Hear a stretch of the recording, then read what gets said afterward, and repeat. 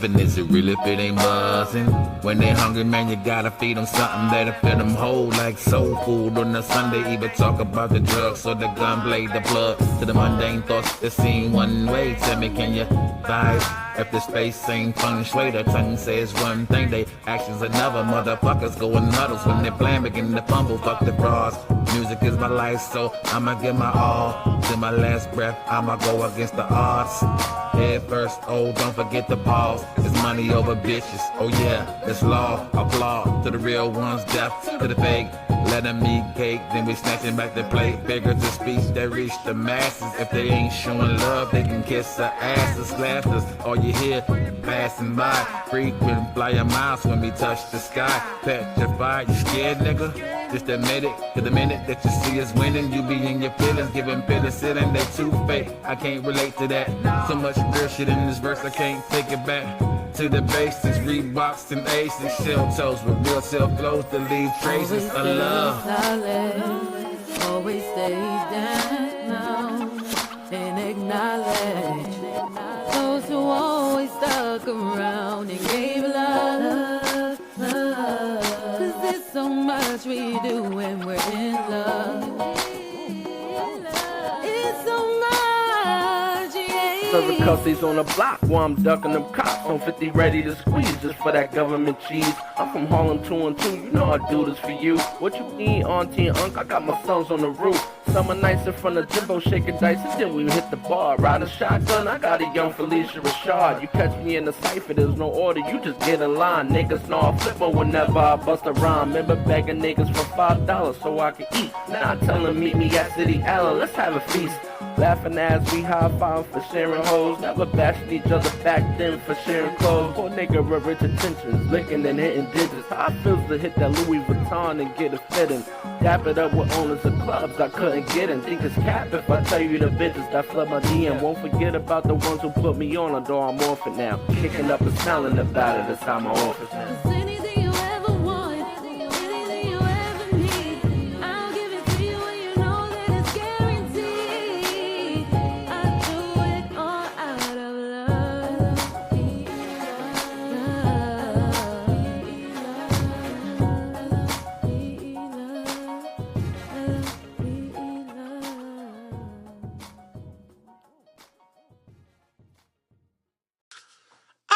Yep. What's up, everybody? Welcome to another episode of Let's Talk About It. I'm your host, Twist Johnson. So grab your drinks or your substance or stay sober-minded if you will. And with that being said, let's start the show. But if you're feeling the vibe, like, share, and subscribe. You can catch me at all of the handles that I will provide down in the description section below. That social medias is Instagram, Facebook, TikTok, X, and now YouTube. You'll find those social media handles down in the description below. And before we introduce this handsome young man inside of the camera with me, we got the current events that nobody asked for. Today's current events is coming from my backyard exclusively. This is a shout out to Davina Johnson, aka Davina Thomas, aka V. So she has completed her classifications and certifications for her to be a life and therapy coach. So, ladies and gentlemen, if you're looking for a affordable, a feasible price range as far as getting help navigating what your life might be, need some guidance, some motivation, some other offer perspectives for relationship advice and suggestions. Every relationship is different, so you cannot give facts, you can only give perspective. You can follow her, and her Facebook is at Davina Thomas. You also go find her on Instagram at V Thomas. I'll leave that description below as well. Once again, she's a life coach and relationship consultant. So look out for her if you need that. With that being said, we got this man right here who's going to introduce himself. So say your name, where you're from, and a little bit about yourself that you want us to know, and then you could do the pour out and pour up for us. All right. I'm Justin. Most people that know me call me Chat or Flash, uh, Hey Lou, or whatever floats your boat. You feel me? Uh, Raised up in St. Louis. Yeah, it's been around. a few places, military bound. A lot of traveling with that shit, everything. So yeah, man, I'm an open book, man. You know how I go, how I roll, man. Let's get this thing on. Yeah, let's. And then I want to pull up for one of my homies, OD, a military buddy of mine, OD. Yeah, it's his drink right. It's his drink of choice right here. I keep a bottle and Sailor Jerry's. That's his All drink right. of choice. So pull it up for him. You know what I mean? Let's pour for Jerry. We Yeah. got some Coca Cola in this for the day. Rest in peace to that gentleman. Salute to him. Thank you for your service. Um, yeah. With that being said, let's start the show. So, if you guys are wondering, yes, you got this guy's brother's name, Justin, aka SGT Chat. You might be familiar with his voice on audio recordings from the show not Let's Talk, The Kickback, featuring Jason Sear and formerly myself and Jay Rogers.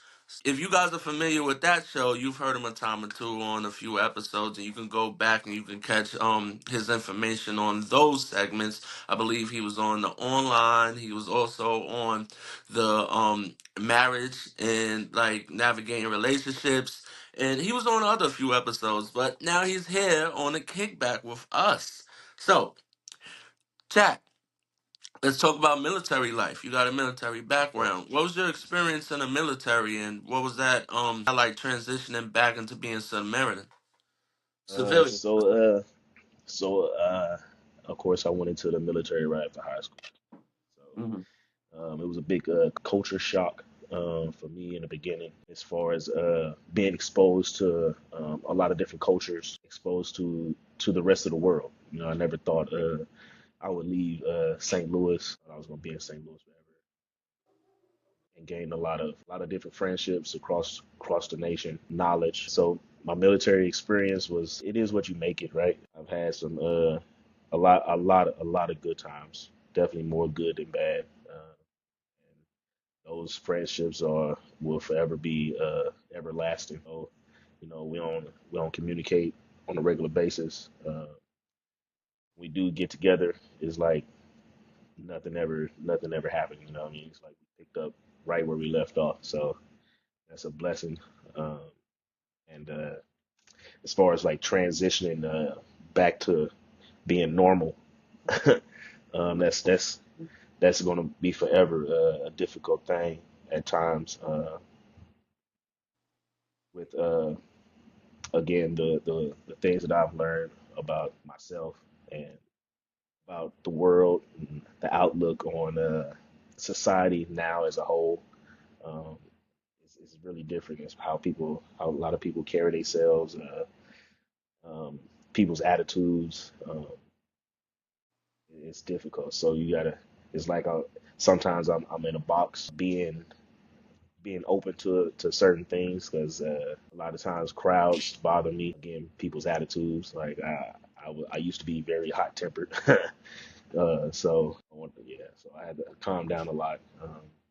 Thanks to counseling and stuff like that. Of course, my lady. But yeah, just navigating it. As far as building your own life outside of the military. Um, Sometimes uh, it's difficult, but it's different at the same time. It's like you don't have a set structure as far as I know where I gotta be at this time. I know what I gotta do during this day. This day is this day is that. Like everything is planned out for you way in advance. So if somebody's missing, that's like a higher up or something like that, then everybody still already know what's going on and what to do. Out in civilian world, it's completely different. Like everybody like twiddle their thumbs and sit around and wait for instructions. Like, all right, take care of stuff. Or sometimes it makes me look like like a like I want to say goody two shoes, but like not a goody two shoes. It's just like, yo, like work gotta get done. You know what I mean? Like just because this person ain't here, like don't mean it just gotta sit there and not get done. Mm. That's the hardest thing to to kind of stay in my lane. You know what I mean? I work. I do a lot more than what I get paid for at times, but it Yeah. is what it is. Yeah. Like I was talking to other military forces from the service. We had Vina V and Crystal. Vina V is U.S. Army and Crystal is Navy SEALs. They were talking about dating in the Army versus dating in society. And when you get into the Army, trying to date someone in society can be a little bit complex and a challenge just because of how often you called to go overseas or to duty and can create friction and make a barrier to relationships. What's your take on that? That's 100% true. Well, I can't speak on like the women's side of things, but as far as military experience, as the man, as a breadwinner, get a significant other, want to do a lot of things with them. Enjoy the fruits of your labor, Okay. and a lot of times, you just you get burnt out with long days and being away from home and see a lot of cheating on their husbands and stuff like that. I mean, I was one of them people. Okay, You know, that's honest. it's just part of the game. You know what I mean? A lot of times you're stuck on base, nowhere to go, nothing to do and stuff, or out in the field and stuff. Things just happen that way, and a lot of times, well, with me being that young, I didn't care about nothing. You know what I mean? I was like, I don't give a fuck. You married? Bitch, I don't give a fuck. Come here, give me that. And but yeah, that it's a lot. It's a lot of that with the military. So it's draining emotionally, because you don't know whether or not to trust your significant other at times. You're away, and vice versa. If even if you date somebody that's in the military and understand all that the same way, it can go both ways. Like as soon as that person leave and everything like that, like what do you say? When the cat's away, the mouse will play. Shit, you know what I'm saying? Hmm. Like it's just what it is. Like because you feel constricted, you can't be free. And it's like the military, they want you to be free. What I'm saying, in your spare time and off time, and play harder. But when it comes to being in a relationship, it's like,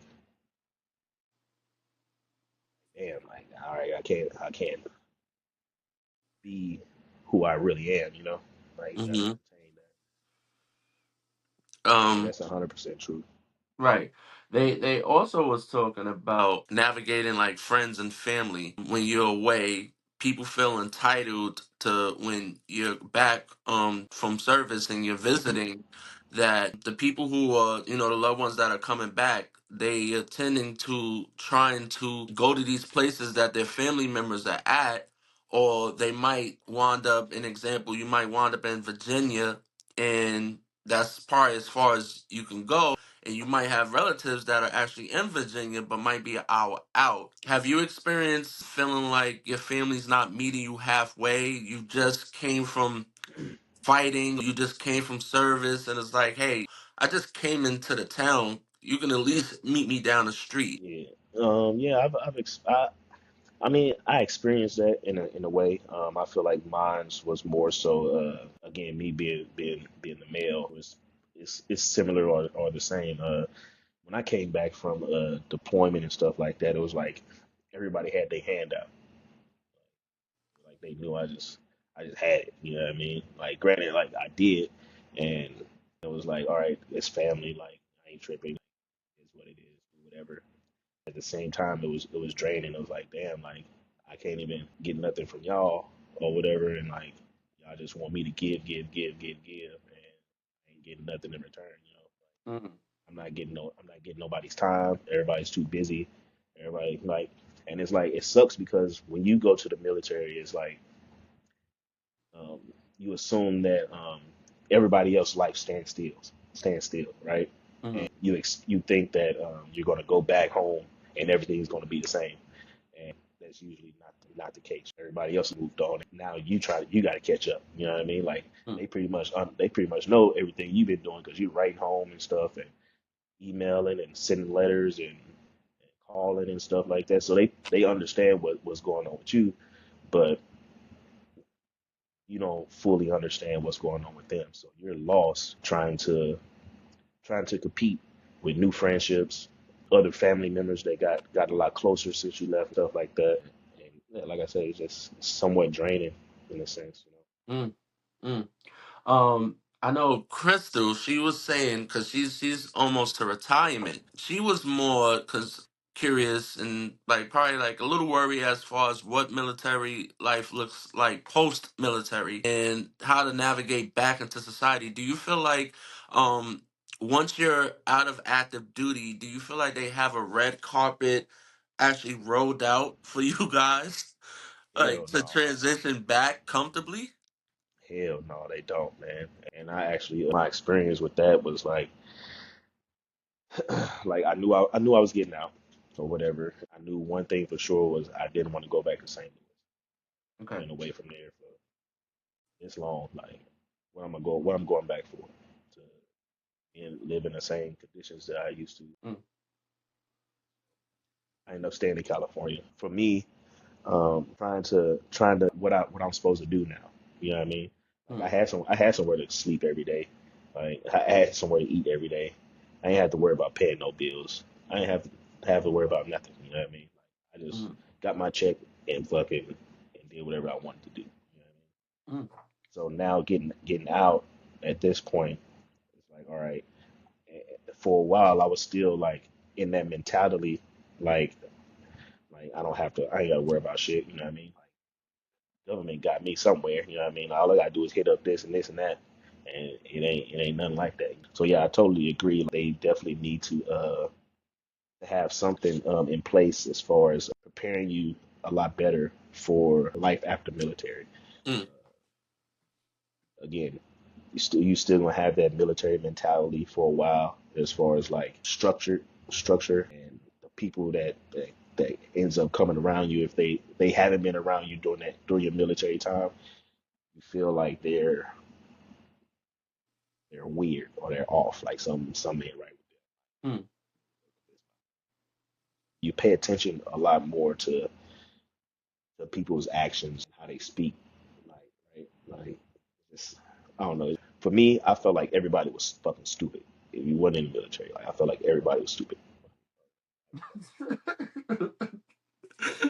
What? Like and then like yeah, I really did. Like and I felt like especially like when I started school, went straight to college after the military. It was like a lot of complaining, right? And it was like, yo, like, y'all motherfuckers complaining about fucking having to go to work and then coming here. Like, yeah, like I was getting up at fucking 4 o'clock in the morning, go do PT, then going to do this, doing that, then trying to enjoy my night, going to the club and shit, not getting back to my fucking barracks room until like 3 o'clock in the morning, have to repeat that shit all over again. Wow. Mad long. Like it wasn't a problem for me, you know what I mean?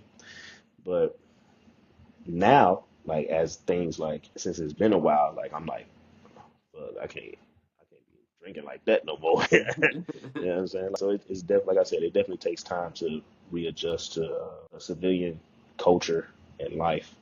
Mm. I thought that it was a culture thing, but I did speak to this gentleman. He's from the Irish descent. His name is Bookham. I forget his last name, but his first name is Bookham, and he's from what is he from? Arkansas. And we were talking in the chat one time, and I asked him. So he's a Marine.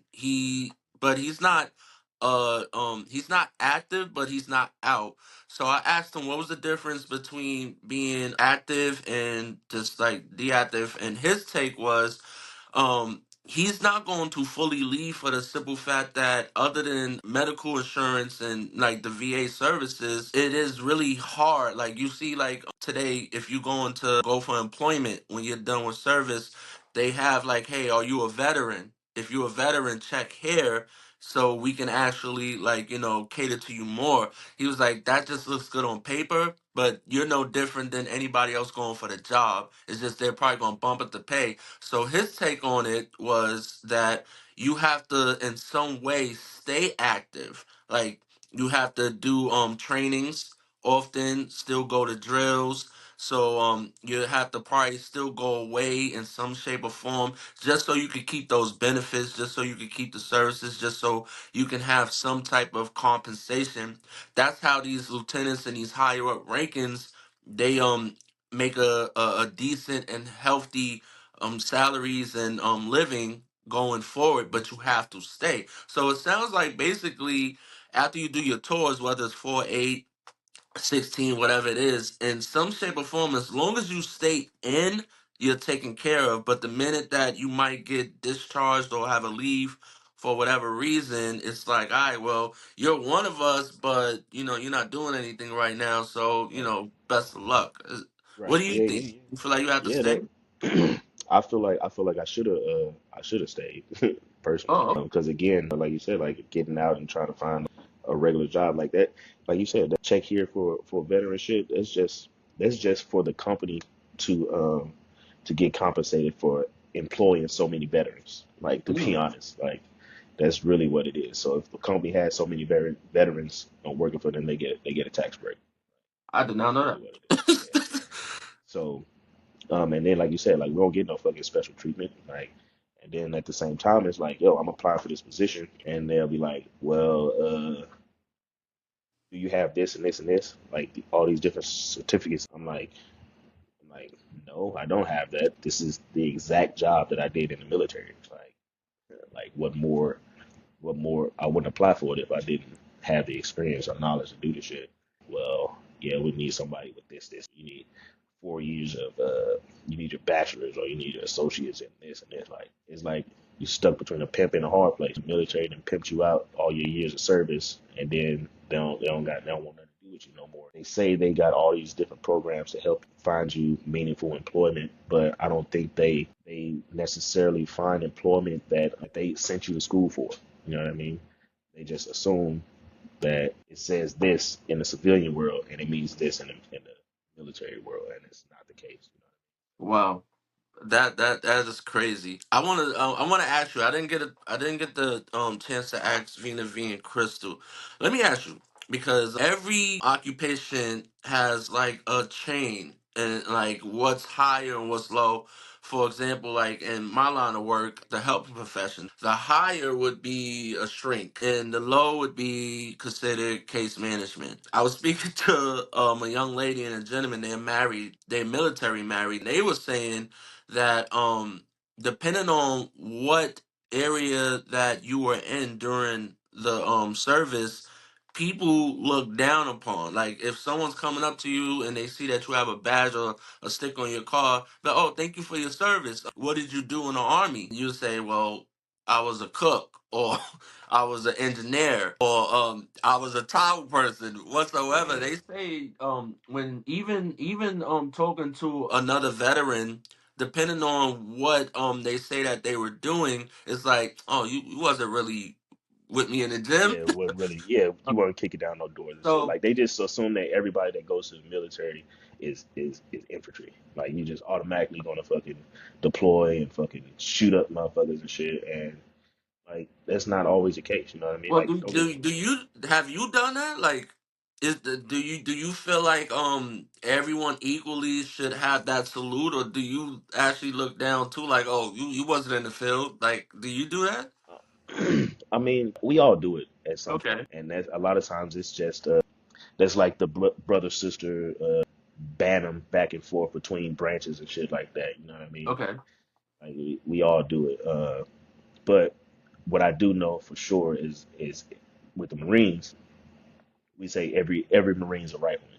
It don't matter what your job is. I know I could depend on you to have my back if some shit was to go down. You know what I mean? Do we talk shit to each other and have jokes and shit? Of course. At the end of the day, I know that no matter what this man's job is, like you said, whether he's a cook or is it a recruiter or whatever, they gonna have my back and they gonna you know what I'm saying, look out if shit hits the fan. You know hmm. Do you feel like you said something about friends? I noticed that a lot of people who done service, the military life, those friends become family. and long term confidence because of the things that you guys been through, because of the trauma and triggers that you guys have, the relatability. Um, do you feel like um those relationships overlap the relationships that you had before the military? Um, Not necessarily because I really didn't have a lot of uh, friendships before military. I stayed too damn busy. I had a few, like a handful. Yeah, I still communicate with them. And I don't think so for me because I didn't have like all these motherfuckers here is my peoples. You know what I mean? Like I didn't stray away from anybody that stayed loyal to what I was doing. You know what I mean? Anybody that pushed me to continue to grow and allowed me to grow rather, like they stayed friends. Mm-hmm. Most of the people I had friendships with back home, I don't even talk to them. Most of them, Mm-hmm. you know what I mean? So, and then it's not like I can bring any of them, most of them around my military buddies. You know what I mean? They're like, who the fuck is this? Like, all right, and then we go like they'll just be a fucking like sitting in the corner like a fly on the wall or some shit. You know what I mean? Like not knowing what's going on, like wouldn't know when to intervene and stuff like that. So Right. I don't know. Let's talk about one last thing about military before we move to another area is how did it play on your mental post military? Do you have anything that you struggle with mentally? I still have nightmares. It's part of the reason I drink a lot. Uh, it helps me, calms me, help me sleep and shit like that. They can say what is it, self-medicating, but it's what it is. Like I don't wanna take none of them pills that they give me. So I'd rather, Mm. yeah. I struggle a lot with my emotions. Still a struggle. Like I said, I was a hothead. Okay. I, All right. I won't get too deep in that because we don't want to make this emotional moments. This is not what it's for. Okay. Let's go into another area. Like let's talk about moving. I goes dolo from state to state. Wait, alright, if y'all don't know what that is, that's Belly. Check that out. That's Method Man's favorite famous line inside Belly. You navigate through a lot of cities, a lot of towns. You do a lot of traveling. How do you navigate towards like developing relationships? Like it seems like you don't have a lot of connection because you're always constantly going. Like how does that work for someone? um, I don't know, man. It's just a comfort for me, like being being able to just pick up and go whenever. And because in the military, um, you just had to be ready to pick up and go at any moment. So you try to keep things limited, keep things light. You don't try to build a lot of friendships or relationships like that um, because it can become a distraction, right? Because so when I was in Afghan, right, they wanted us to communicate with our families. You know what I mean? Like they encourage that, but at the same time, like I said, it can become a distraction. Like say some shit happened at home, and it's one of them times where you ain't. That was just something that you ain't need to hear at the moment, and now it's stuck on your brain. Now you in a fucking firefight, and you not even thinking about the firefight, or you just stuck on what's happening at home. All it takes is that one slight little pause, and that could be the end of your life. So, Mhm. Right. um, too many relationships, moving from place to place, it can you're like, damn, I felt for this person, or I felt for this person, and like now I gotta go over here. At the same time, I don't wanna hurt this person. I care about this person, and it's like it's just again, it's draining. Hmm. I mean, like I too, we share that together, relatable. That's how we met. We met moving around. A lot of people will look at that as you have attachment issues. Introverted individuals can be easily detachable to go to where they need to go, but it's also like in a mental health environment, they will say that like that's also a flight mechanism. Like when things go tough or things might not be working, instead of seeing it through, you just say, "Up, okay, I'm done." And the logical aspect for someone that thinks in that way is to go and try something new, rather than stress every area to figure out how can you stand. What do you think when you hear those statements? That's 100% true because it's all everybody has it in them. You know what I'm saying? Fight or flight. And is it going to cause like you say, cause you more stress trying to figure out this situation, or make you, well, they call it insanity. They call it being insanity, right? Like you keep doing the same thing over and over and over, trying to get it to work, and then it just ain't doing it. That'd be crazy, and it stress you out and all that shit. So yeah, that's is what it is. And sometimes, like you said, introverted people easier to just get up and go, and then it's even easier, like if you have a military background, to just want to get up and go. Like it's Right. like fuck this, I could go, I could start over anywhere. Right. Like nowadays, I'm finding it harder, like and difficult. It's more challenging to sit still with friends and disagreements, relationships, just environments in itself is to where when the uncomfortabilities or the frustrations start to kick in. Jobs may not be working out, like house environments might not be going well, relationships might be in a turmoil. And it's to where it's like now that like I'm older, I have difficulties of like sticking it through. I'm learning, and like what I've learned is the hard part is like still not having the mindset to like just like that one oops or that one mistake is to be like, oh well, fuck that, I'm, I'm about to get up out of here. And like now that I'm learning is that like once you stick it through, you actually see like, all right, well, it's not that tough. When we get older, like for people like us, it's more for how long are you gonna be living comfortably uncomfortable? There's no stability. You can buy a house over here in West Bubblefuck. Your neighbors might get on your nerves. The price of living might go up, and you're feeling like, well, fuck it. I got a down payment here. I owe the bank. I'm about to just go shoot across town or to another state and fuck it. Like, how do you change the mindset after a while? Yeah, I feel like you, for one, you have to want it. Like you have to want the change. You have to start with yourself, right? Like you said, changing your way of thinking. But that's kind of hard nowadays, right? Because we live in a time where we want everything now and instant. Even on our phone, you want everything, the answers right there in our phone. You want this right now, right now, right now.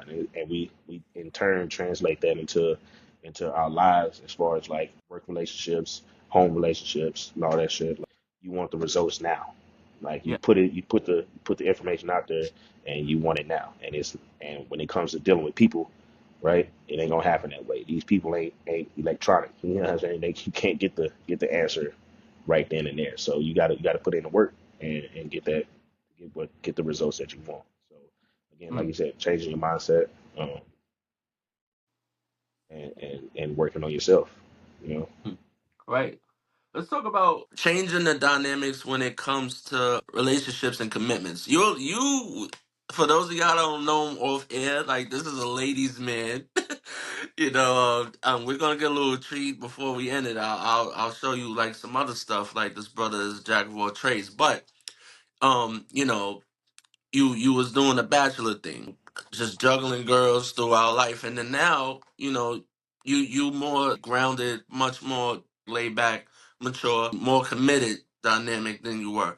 How how does it play on like your mental from going from being a single bachelor to trying out relationships? it sucks because you battling.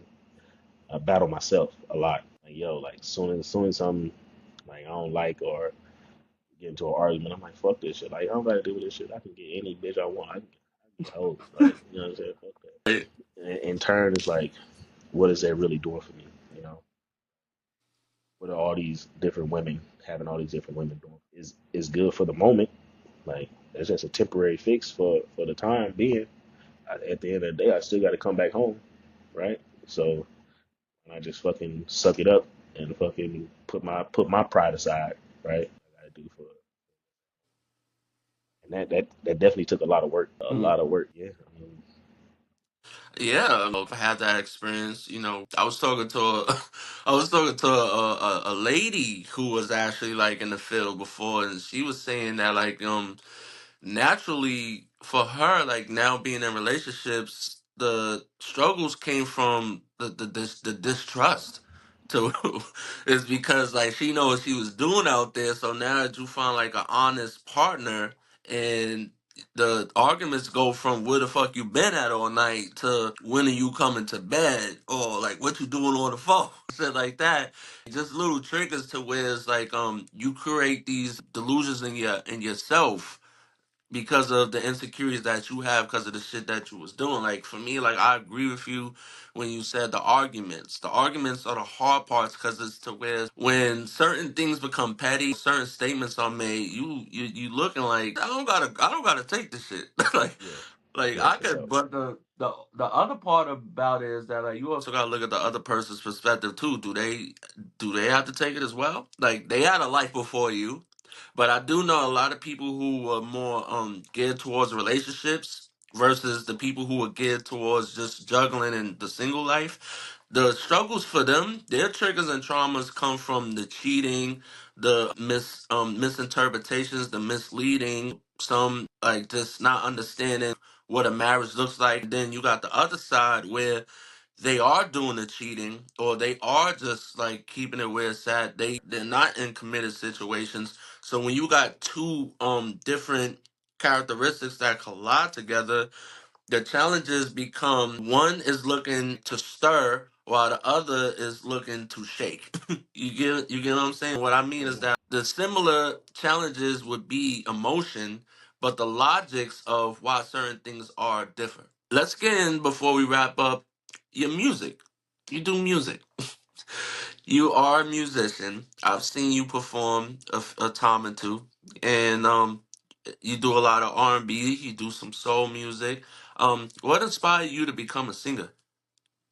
Um, I was born into this, man. Like I ain't gonna lie, I was born just to do this shit. Like I grew up in, like I said, I grew up in church. Everybody in my family sings on my mom's side. So I just wish I would have had more support. What it was for me was the fear of failure.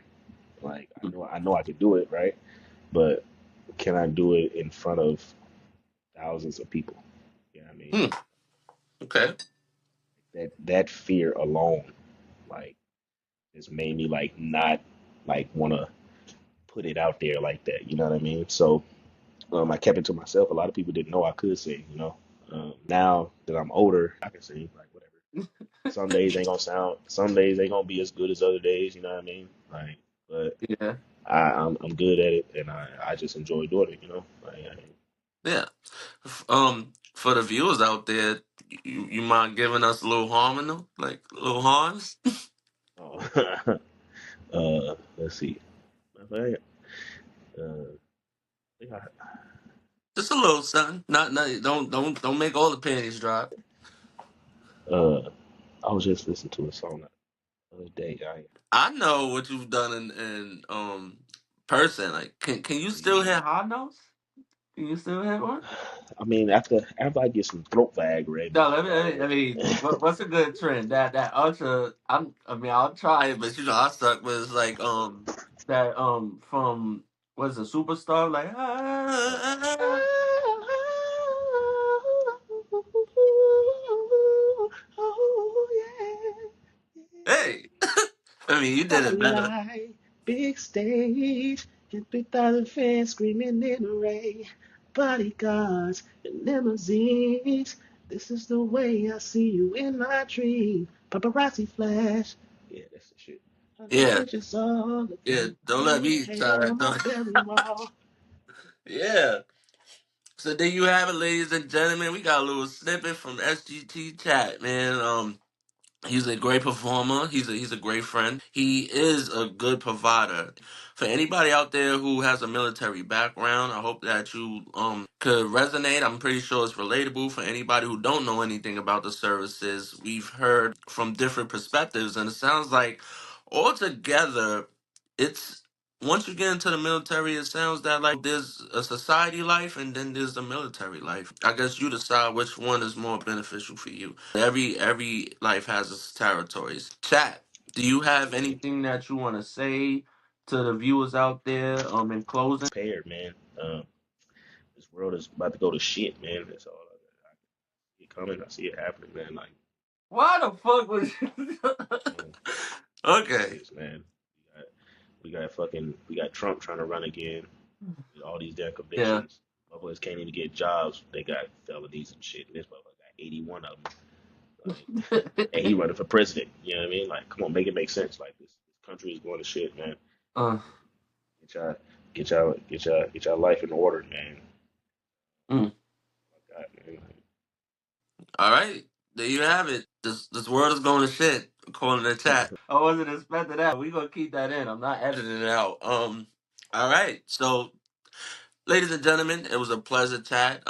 I was glad to have you on the Let's Talk About It show. I've had you few times on the Kickback, and I hope to see you many, many more times. And I know that everyone will enjoy that. I'll leave social media handles for SGT Chat down in the description as also with mine. So that concludes another episode of Let's Talk About It.